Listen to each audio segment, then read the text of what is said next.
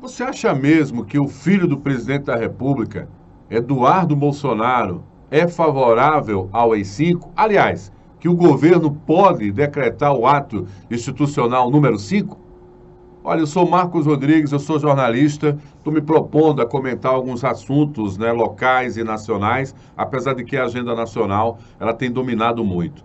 Ontem, o filho do presidente da República, um dos filhos, o Eduardo Bolsonaro, deputado federal eleito com a maior votação do Brasil nessa legislatura, ele fez uma revelação que foi fruto de uma entrevista concedida à Leda Nagli, de que caso a esquerda radicalize no Brasil, eles poderiam decretar, quem sabe, até um ato institucional, a exemplo do que foi o AI-5, que fechou o Congresso, acabou com as liberdades e representou a fase mais dura da ditadura. Se é possível falar em fase mais dura de um regime que era antidemocrático. Repercutiu mal, deixou o pai numa saia justa, tendo que forçar o filho a pedir desculpas, e repercussão da esquerda à direita em relação a essa sua declaração.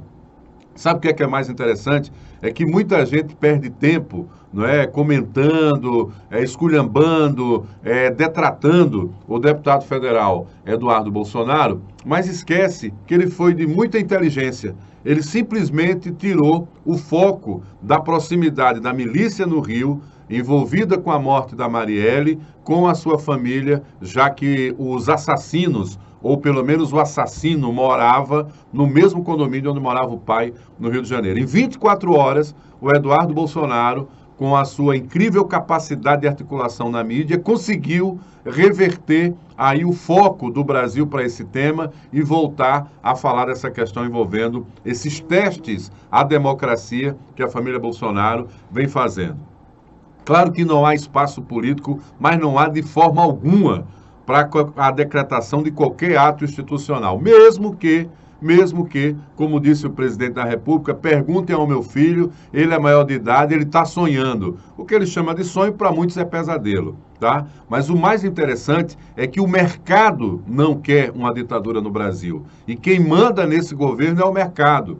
O Paulo Guedes, que é ministro da Economia, não concorda em nada com esse discurso militaresco que ronda a família Bolsonaro, o clã Bolsonaro. Tá? E muitos políticos que apoiam também não concordam. Quem mais apoia esse tipo de iniciativa são alguns conservadores mais radicais, até ligados à ala militar, mas não tem nada a ver com os militares que hoje estão aí com funções gratificadas em atividade. Para os que estão na inatividade, eles concordam com tudo que o presidente diz. E os que discordam, eles cortam, eles queimam, eles são eliminados, como já foi o Santos Cruz, e como num determinado momento ficou em rota de colisão o próprio governo com o vice, o general Hamilton Mourão. Mas não há espaço para isso. É claro que esses testes, essas estratégias de criar esse tipo de debate com a sociedade é uma maneira de deixar esse assunto vivo, deixar esse assunto ativo. Mas, na prática, não é isso que está em discussão no Brasil no momento.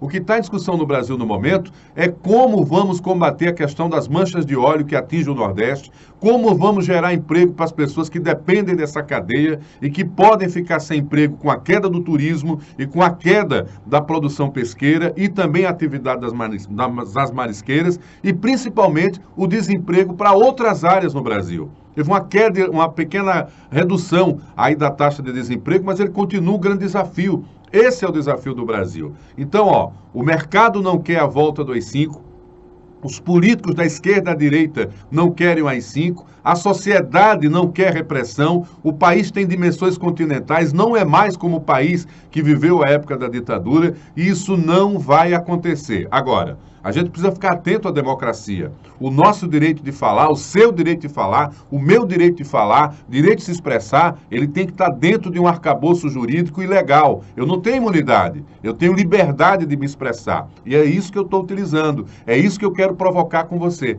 Foi para isso que você votou? Quem é que fala pelo governo? É o presidente Bolsonaro ou são seus filhos? Você votou no presidente Bolsonaro ou votou nos filhos do presidente Bolsonaro? Ele está cada vez ficando mais isolado. Nem o ministro da Economia, Paulo Guedes, que é o homem da agenda econômica do governo, aparece tanto ao lado do presidente. Nem o próprio ministro Sérgio Moro, que também está enfrentando problemas por conta aí das denúncias do The Intercept, aparece mais ao lado do presidente Bolsonaro. Aliás, a última vez que ele apareceu, o presidente disse uma pérola, falou que a gente tinha para economizar, para poupar gases no meio ambiente e fazer cocô dia sim, dia não. Então, depois daquele dia, nunca mais o Moro apareceu ao lado do presidente. Então, para de fazer o jogo da família, para de entrar nesse discurso de que a rede social vai ficar ali debatendo e criticando, eles são loucos, eles são fascistas. Não, a nossa articulação tem que ser política. O presidente foi eleito, vai cumprir o seu mandato, acredita-se,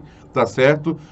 Vai ter um plano para ser executado e é esse plano que a sociedade tem que discutir. E para a esquerda, não tem caminho fácil. Ninguém vai estar caçando ninguém. Qual é o comitê de ética que tem lá na Câmara para caçar Eduardo Bolsonaro? Com metade dessa Câmara sendo investigada por outros processos, entre eles a Operação Lava Jato. Isso vai ser via de poder de barganha. Os grandes partidos, em nome dessa articulação, caso esse processo na Comissão de Ética avance contra Eduardo, vão se aproveitar disso para negociar cargos nos seus estados.